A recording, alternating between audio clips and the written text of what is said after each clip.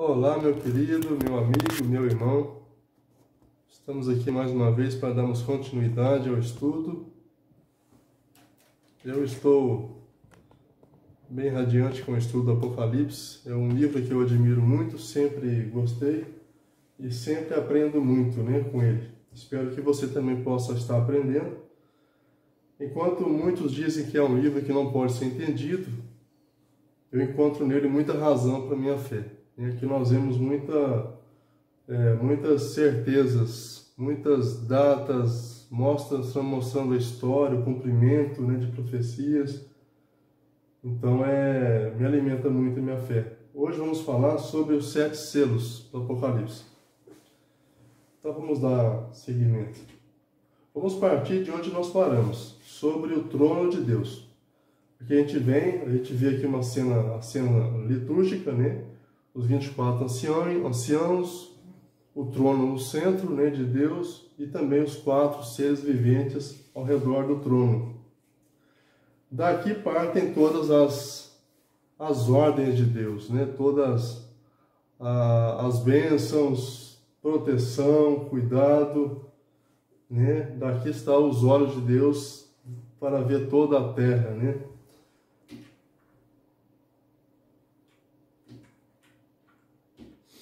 Então, no capítulo 5, vamos estudar o capítulo 5 hoje de Apocalipse. Se você quiser acompanhar aí na sua Bíblia, no versículo 1, João vê o seguinte: vi na mão direita daquele que estava sentado no trono um livro escrito por dentro e por fora, de todo selado com 7 selos. Então João ele vê ali nessa cena do trono, ele vê um livro selado por dentro e por fora. O que nós, quando se fala de selo, hoje em dia não se usa tanto, mas antigamente nós usávamos muito para escrever cartas, eu mesmo usei muito selo, para poder adereçar aquela carta. E o selo nós sabemos que é para manter aquela carta fechada, até o seu local, o seu destino, Era uma garantia de que aquela carta iria até o seu destino. Então, o Apocalipse apresenta aqui um misterioso livro fechado com 7 selos. Que livro será esse? O que ele contém? Com certeza há coisas importantíssimas nesse livro, coisas que relatam a história, a nossa história, a história do mundo, após Cristo, após o trabalho de Cristo, após o seu ministério de salvação aqui na terra, quando ele veio aqui. Então, após isso, esse livro então é apresentado. Um livro muito misterioso. E João, ele vê assim: vi também um anjo forte que proclamava em grande voz: quem é digno de abrir o livro e de lhe desatar os selos?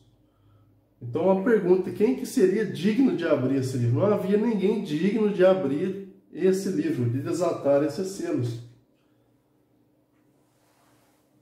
Ora, nem no céu, nem sobre a terra, isso está no versículo 3 e 4 do capítulo 5, nem no céu, nem na terra, nem sobre a terra, nem debaixo da terra, ninguém podia abrir o livro, nem mesmo olhar para ele. E eu chorava muito, porque ninguém foi achado digno de abrir o livro, nem mesmo de olhar para ele.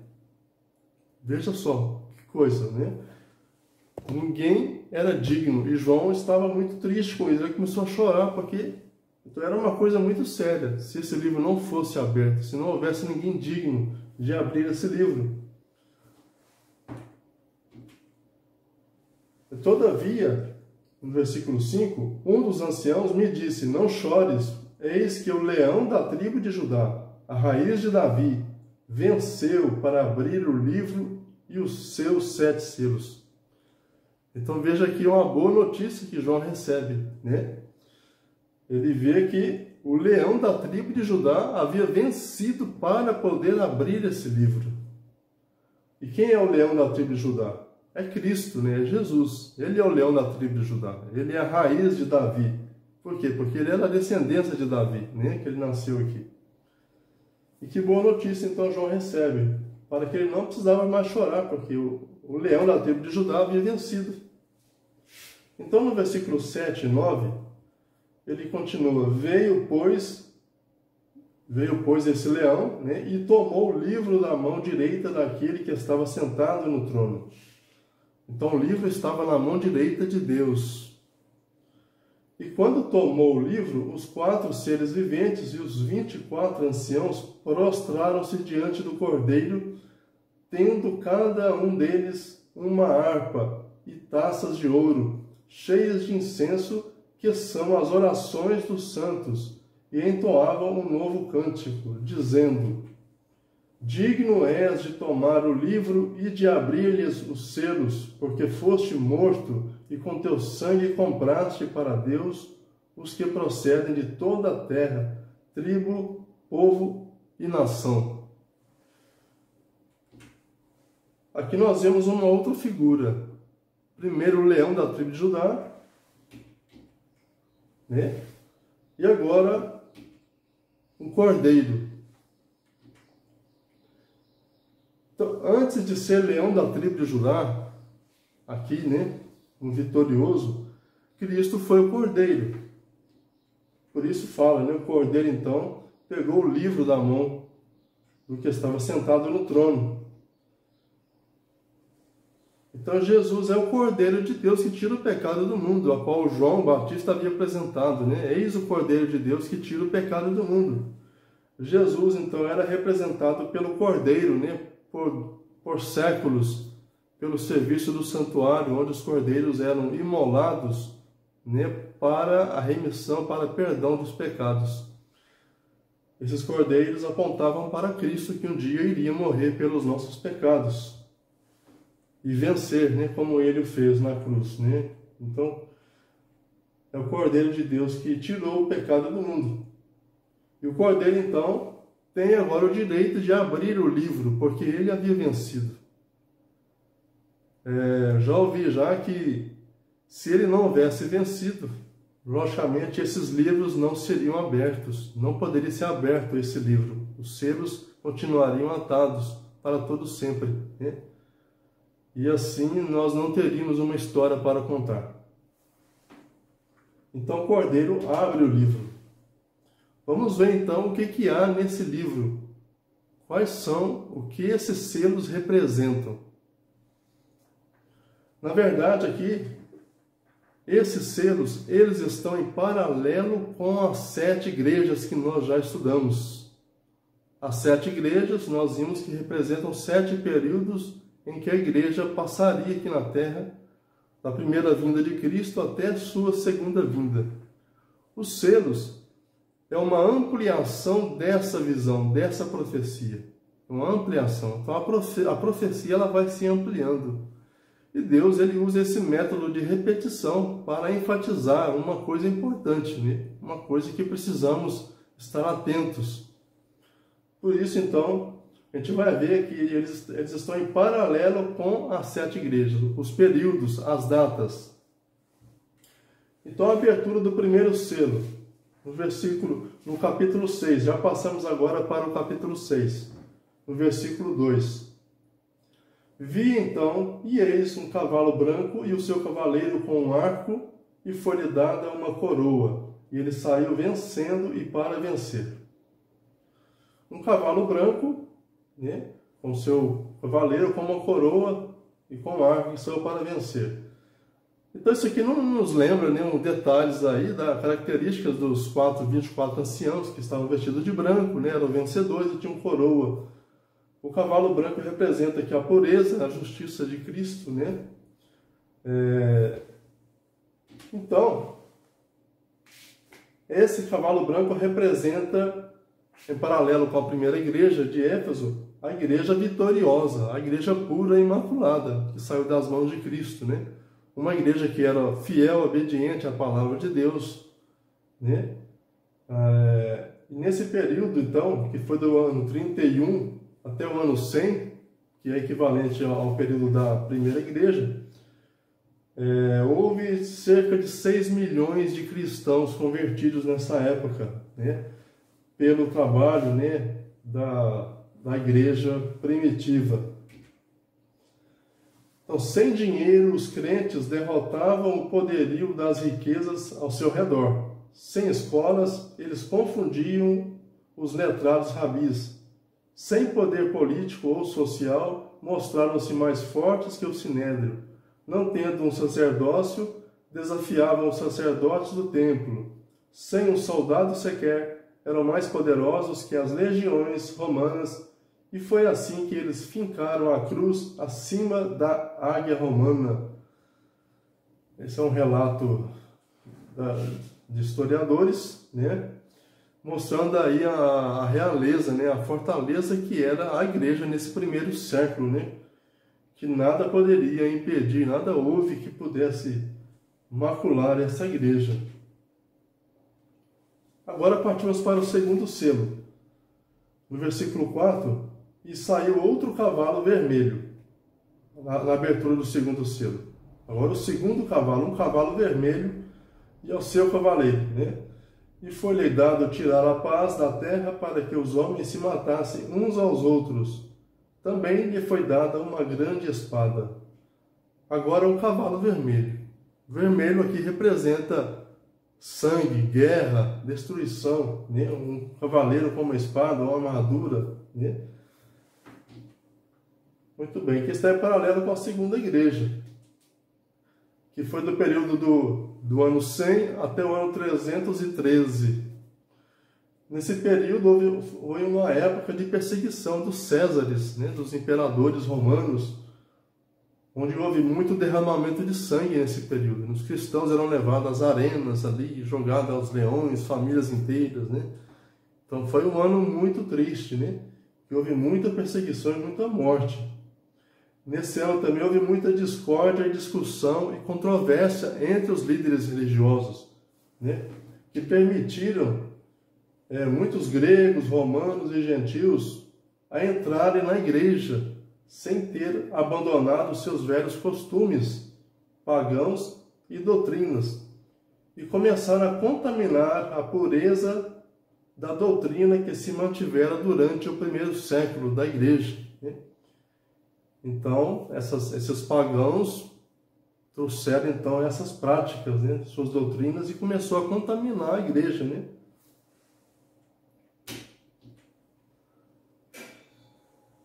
Então nós partimos aqui para o terceiro selo.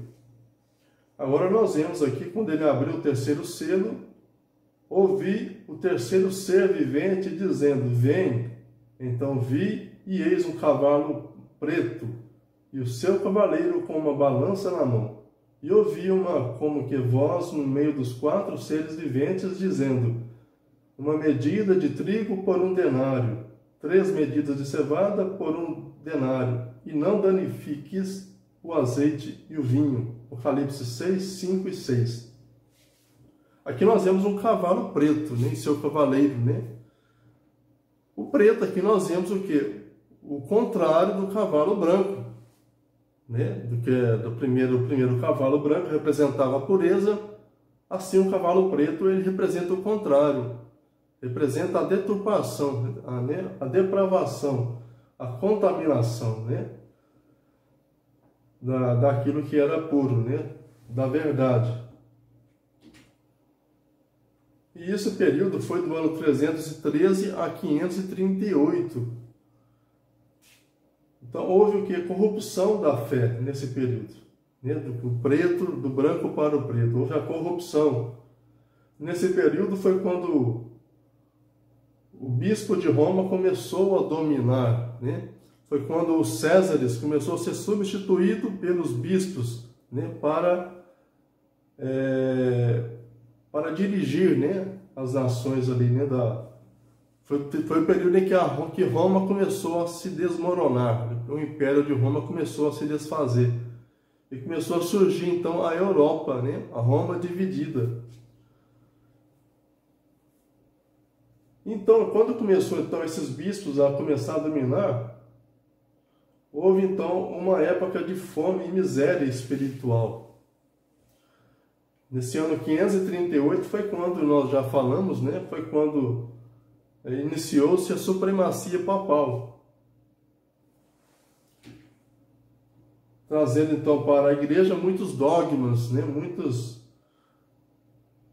Muitas práticas que contrariavam a palavra de Deus. Então, no ano 313, quando se iniciou esse período, houve então o Edito de Milão, né? Promulgado pelo imperador Constantino, quando deu um fim, né, um basta naquelas perseguições que estava havendo, né, pelos Césares ali, né? Houve muito derramamento de sangue, então foi o Edito de Milão em ano 313, dando um basta a isso. No ano 321, a gente vai ver que alguns dogmas, algumas instituições que corromperam a igreja nesse período, né, pelos bispos. Nós vemos no ano 321 o decreto para adoração ao domingo.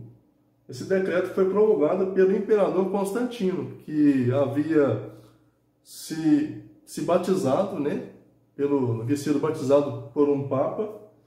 Ele havia se convertido, né, entre aspas, ao cristianismo, e ele decretou, então, a adoração ao domingo. E no ano 364, no concílio de Laodiceia, então, a igreja, ela trouxe essa instituição da guarda do domingo para a igreja, como uma lei eclesiástica, né, da igreja. Então, a partir do ano 364. E no ano 370, a igreja começou a cultuar os santos, né? Começou a cultuar os santos no ano 370. Não que isso seja uma ordenança bíblica, mas foi uma instituição humana, né? Adoração e cultuação aos santos. Então, isso é contrário, a Bíblia condena então a cultuação a outros santos, senão ao próprio Deus. No ano 400, começou a se fazer oração pelos mortos. E no ano 530, instituiu-se o dogma do purgatório, que era uma lei eclesiástica que, por meio do medo, né, do terror, levava as pessoas a virem para a igreja também, né, e também a pagar, né, pelo perdão dos pecados, né, pelo perdão de mortos também, né. Muito bem. Depois abertura do quarto selo. Nós vemos aqui o quarto cavalo. Olhei e eis um cavalo amarelo, no versículo 8. Sendo este chamado morte e o inferno. E o inferno estava seguindo. E foi-lhes dada autoridade sobre a quarta parte da terra para matar a espada, pela fome, com a mortandade e por meio das feras da terra. O cavalo amarelo. O amarelo que é um símbolo de palidez, né? de doença, né? Então, nesse período, que foi do ano 538, né? Ano em que se iniciou a supremacia papal, até 1517. Foi quando houve, então, uma degradação total aí, né? Pela direção aí do bispo de Roma, né, decretando perseguição aos que seguiam a Bíblia. Então aqui continuam então as instituições aqui do bispo de Roma. Em 998 instituiu-se o Dia dos Mortos, como uma lei eclesiástica. Em 1184 houve a instituição da Inquisição, que decretava perseguição e morte aos que não tinham a mesma fé, né, a mesma religião da Igreja Romana. Em 1190 começou a venda de indulgências. Em 1216 foi instituída a confissão auricular, né, então a confissão a homens de seus pecados. Em 1229 foi proibida a leitura da Bíblia. Então não se podia ter a Bíblia, nem ler a Bíblia. Quem tivesse era perseguido, até mesmo morto, nesse período. E em 1563, no Concílio de Trento, a tradição foi colocada acima da Bíblia. Então valorizaram a tradição mais que a Bíblia, né? Em 1563. Na abertura do quinto selo, quando ele abriu o quinto selo, vi debaixo do altar as almas daqueles que tinham sido mortos por causa da palavra de Deus e por causa do testemunho que sustentavam. No versículo 9, então, João viu a alma dos decapitados, aqueles que foram mortos debaixo do altar clamando. Bom, precisamos entender o que é alma. Alma quer dizer uma pessoa, uma vida, né? Então, a alma não é algo que fica vagando. Algo que fica vagando. A alma é o resultado da união entre espírito e corpo, né? Então, quando o espírito e o corpo se juntam, quando Deus uniu essas duas matérias, houve a criação de uma alma, a formação de uma alma. Então, a alma é um ser vivente. João, então, vê aqui então, essas almas clamando. E clamaram em grande voz, no versículo 10. Clamaram em grande voz até quando, ó soberano Senhor, santo e verdadeiro, não julgas nem vingas o nosso sangue dos que habitam sobre a terra. Então, essas almas clamavam a Deus por justiça, né? Perguntando até quando, Senhor, não vingas o nosso sangue. Então, no versículo 11, a cada um deles foi dada uma vestidura branca, e lhes disseram que repousassem ainda por pouco tempo, até que também se completasse o número dos seus conservos e seus irmãos que iam ser mortos, como igualmente eles foram. Então foi dito para que eles repousassem ainda mais um pouco, né? Até que se completasse o número daqueles que ainda haviam de ser mortos, como eles foram. Ou seja, depois desse período de 1517 a 1798, mesmo apesar da reforma protestante que ocorreu nesse período, dos reformadores, Martim Lutero, né, que surgiu pregando aí as novas verdades, né, a Bíblia, né, mesmo nesse período houve muito martírio, muitas pessoas foram mortas nesse período, né. Aqui se encaixa aquela Revolução Francesa, né, onde decretaram que Deus não existia e muitos foram mortos nessa época. Então, esse altar que foi visto, aonde essas almas estavam debaixo, clamando, é uma referência ao altar do santuário que havia, né, lá em Israel, o santuário terrestre. Havia o santuário e antes do santuário havia um altar de sacrifícios. Então, esse altar é uma referência a esse altar de sacrifício, onde era oferecido o sacrifício de cordeiros, de animais, né? Onde o sangue era derramado para perdão dos pecados, simbólico. Tudo isso era simbólico. Aquele sangue que era oferecido ali, pelos animais, pelos cordeiros, eles eram colocados ali nas pontas daquele altar, né? Que havia ali as pontas deles, era levado para o santuário, ali dentro do santuário, era aspergido aquele sangue ali diante do altar de incenso que havia ali e diante da Arca da Aliança, né, onde representava o trono de Deus. Depois esse sangue era derramado aos pés desse altar, na base do altar. O restante desse sangue era derramado ali.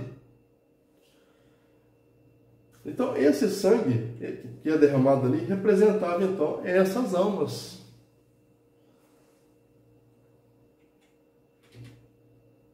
O sangue dos mártires clamavam simbolicamente a Deus. Então era simbólico aquele clamor, né? Até quando não vingues o nosso sangue? Como, por exemplo, quando Abel foi morto por Caim, né? O irmão de Caim. E Deus então veio até Caim e disse: Caim, o sangue de teu irmão clama a mim. Era simbólico, né? Não é que estava clamando, né?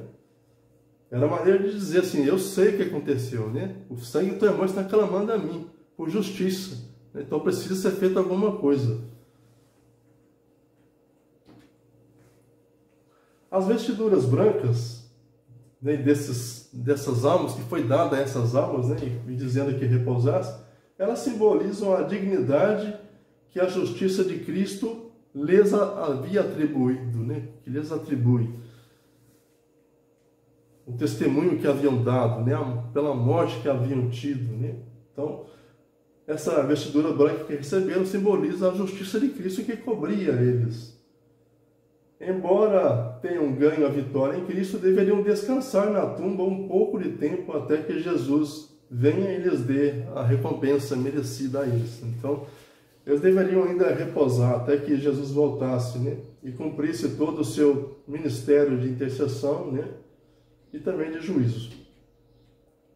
A abertura do sexto selo, João vê quando o cordeiro abriu o sexto selo e sobreveio um grande terremoto. O sol se tornou negro como um saco de crina, a lua toda como sangue, as estrelas do céu caíram pela terra como a figueira, quando abalada por vento forte, deixa cair os seus figos verdes.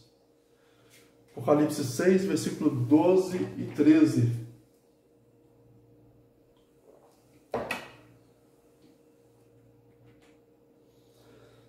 Muito bem, nesse sexto selo, então, é visto então que o sol havia escurecido, a lua não dava sua claridade e também a queda das estrelas. O próprio Cristo havia dito isso, né, aqui em vida. Havia profetizado. Então ele disse no capítulo 24, versículo 29. Logo em seguida, a tribulação daqueles dias, a tribulação que se referindo à perseguição, esse tempo de perseguição que houve, né? Um período de mais de 1200 anos de perseguição imposto pela Igreja Romana.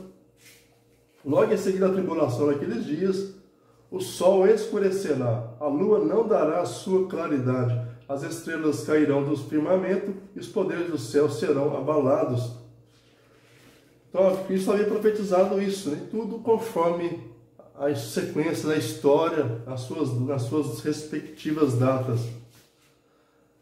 Esses acontecimentos nós temos na história, escrito nas enciclopédias, né? Quando houve o escurecimento do sol? Então houve um escurecimento do sol muito marcante, que foi em 1780. Em 19 de maio de 1780 houve um grande escurecimento do sol. Algo que assim, ao meio-dia, você não conseguia enxergar numa folha em branco, assim, a um palmo do rosto, né? Nesse período. Nessa mesma noite, a lua não deu a sua claridade, mas ficou vermelha, né? Nessa mesma noite. Um pouco antes, em 1755, houve um grande terremoto, um surpreendente terremoto, diferente de todos que já houve, né? Numa escala assim nunca antes vista. Isso aconteceu em Lisboa. E perto disso, em 1833, um pouco depois, houve também um grande queda de estrelas, né? No norte dos Estados Unidos. Houve essa queda das estrelas. Tudo isso está registrado nos livros das enciclopédias. Então, tudo conforme a profecia, tudo seguindo aí nesses períodos, né? Tudo em paralelo com as 7 igrejas. Antes de abrir-se o 7º selo, Jesus interrompe a profecia e dedica todo o capítulo 7 para explicar-nos quem são os que serão salvos. Aqui acontece algo interessante.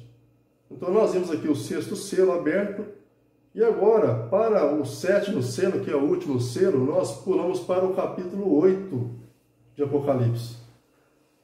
Então ela fala, quando o cordeiro abriu o 7º selo, houve silêncio no céu por cerca de meia hora.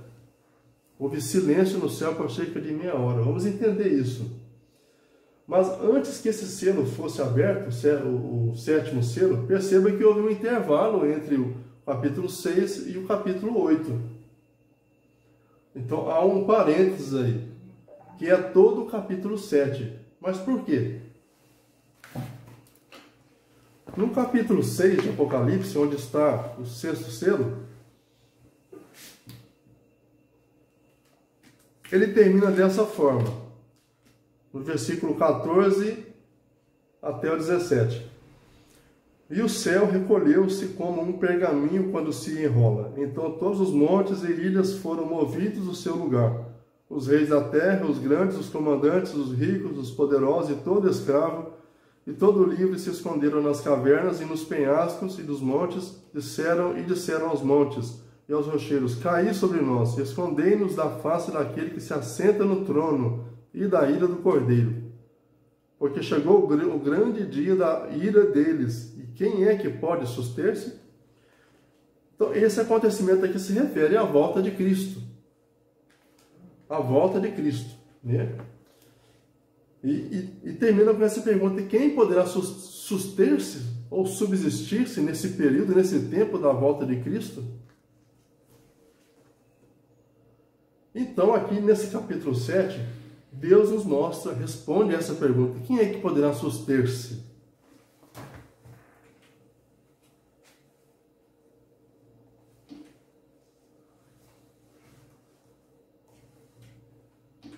Deixe só um instantinho aqui localizar, ali vou voltar um pouquinho para trás.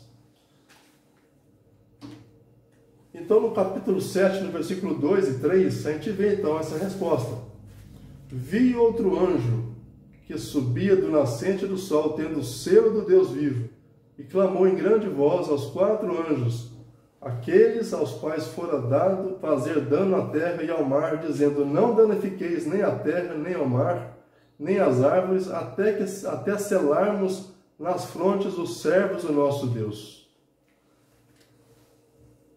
Então, quem são esses servos? Capítulo 2, Apocalipse 7, 2 e 3. Quem são esses servos que deveriam ser selados? Então ouviu, no versículo 4 do capítulo 7, então ouviu o número dos que foram selados, que eram 144 mil, de todas as tribos dos filhos de Israel.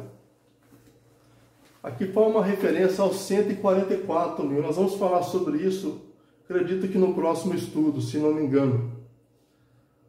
Então, estes são os que serão salvos, 144 mil. Interessante isso, né? Então, o sexto selo termina com a volta de Cristo e Apocalipse 7 fala quem são esses que serão salvos, os 144 mil. A gente vai entender um pouco mais sobre isso no próximo estudo. Então, no capítulo 8, nós vemos a abertura do 7º selo, que houve silêncio no céu por cerca de 30 minutos. Quando vier a majestade e todos os anjos com ele, então se assentará no trono da sua glória. Aqui falando sobre a volta de Cristo. Esse silêncio no céu representa a volta de Cristo. A gente terminou então, no capítulo 6, né, do sexto selo, com a volta de Cristo e falando quem vai suster-se. No capítulo 8, apresentando então o 7º selo, a abertura do 7º selo, está se referindo ao mesmo, emendando aí o final do sexto selo, né, que é a volta de Cristo. Então fala: quando vier o Filho do Homem na sua majestade, todos os anjos com ele, então se assentará no trono da sua glória. Aqui um detalhe para a gente entender esses 30 minutos de silêncio no céu. Aqui fala: todos os anjos com ele voltam para buscar seus filhos. Ou seja, a gente vai entender, então, esses 30 minutos, precisamos entender aqui à luz de como interpretar o tempo em profecia. Nós temos essa base bíblica de que, em profecia, cada dia representa um ano. Nós temos como base isso o texto de Números, capítulo 14, 34, que fala assim: segundo o número dos dias em que espiaste a terra, 40 dias, cada dia representando um ano. Levarei sobre vós as vossas iniquidades, 40 anos, e tereis experiência do meu desagrado. E também Ezequiel 4,6 fala sobre isso, né? Outra base. Então a gente vai usar, tá, esse termo então, para entender esses 30 30 minutos no céu. Quanto tempo isso representa? Quanto equivale isso? Então vamos usar esse princípio de ano. E vamos reduzir então esse tempo de ano para meses, horas e semanas, tá? Então vamos lá, um dia são 24 horas. Um ano são 12 meses. Aqui está. E vamos reduzindo. 12 horas, 6 meses. 6 horas, 3 meses. Agora dividindo por 3. 2 horas, 1 mês. 1 hora, 2 semanas. 30 minutos equivalem, ou seja, metade de 1 hora equivale a 1 semana. Então esses 30 minutos são 1 semana. Na verdade ela fala cerca de 30 minutos, houve silêncio no céu. Então é cerca de 1 semana. Ou seja, nesse período que houve silêncio no céu, na abertura do 7º selo, de 30 minutos, é o período da volta de Cristo, que termina lá o 6º selo. É o período que Cristo sai do céu, vem para buscar seu povo e volta para o céu. É o período que houve silêncio no céu. Por quê? Porque todos os anjos vieram com Deus e Cristo para buscar seu povo. Então houve silêncio no céu. Por isso ela fala, voltando aqui o texto, né? Quando vier o Filho do Homem na sua majestade, todos os anjos com ele, então se assentará no trono da sua glória. Então, queridos, eu termino aqui com essa grande promessa de Deus. Esse período, tanto os 7 igrejas quanto os 7 selos, tudo que acontece, todas as depravações, todas as perseguições, todo o sofrimento do povo de Deus, culmina com a volta iminente de Cristo, com a grande libertação de Cristo, que Cristo trará para o seu povo. Essa é a bendita esperança de todo o que crê, de todo o que espera, né? Como está lá em Tito 2,13, a bendita esperança da volta de Cristo. A volta de Cristo, ela está mencionada cerca de 2.500 vezes em todas as Escrituras. Esse é o feito mais importante, o acontecimento mais importante da história, que é a volta de Cristo. É a bendita esperança, né? Todo cristão, essa é a motivação do cristão para consagrar a sua vida a Deus, para abandonar vícios, para deixar de praticar atos de maldade, de coisas que contrariam a vontade de Deus. Então esse é um convite para você se preparar para esse dia. Gostaria de se preparar para a volta de Cristo? Gostaria de estar em pé nesse dia e receber então o galardão a qual Deus prometeu àqueles que lhe obedecem, né, que lhe amam? Se você gostaria de se preparar, continue então fazendo esse estudo. Essa é a maneira de você estar se preparando e conhecendo os caminhos do Senhor, né? Eu estou muito feliz de estar mais uma vez revendo isso. Espero que você também possa ser beneficiado. Agradeço que você esteja assistindo. E nesse momento eu quero fazer uma oração por você e por mim também. Vamos orar? Obrigado, Pai querido, porque o Senhor está na direção deste mundo, da história. Tu sabe o fim desde o início. Tu sabe que no fim Cristo voltará e tudo que há de ruim e de mal nesse mundo irá findar. E teus filhos receberão o galardão a qual o Senhor tem prometido. O Senhor foi preparar um lugar e quando terminar, voltará e buscará seu povo para habitar onde o Senhor está. Nos abençoe, Senhor, nos ajude a nos prepararmos para esse grande dia. Abençoe cada um que está assistindo esse vídeo, que a sua vida possa estar preparada para aquele dia quando o Senhor voltar. Em nome de Jesus, o nosso Senhor e Salvador. Ok, então até o próximo estudo. Na próxima sexta nós colocaremos o próximo estudo. Um grande abraço.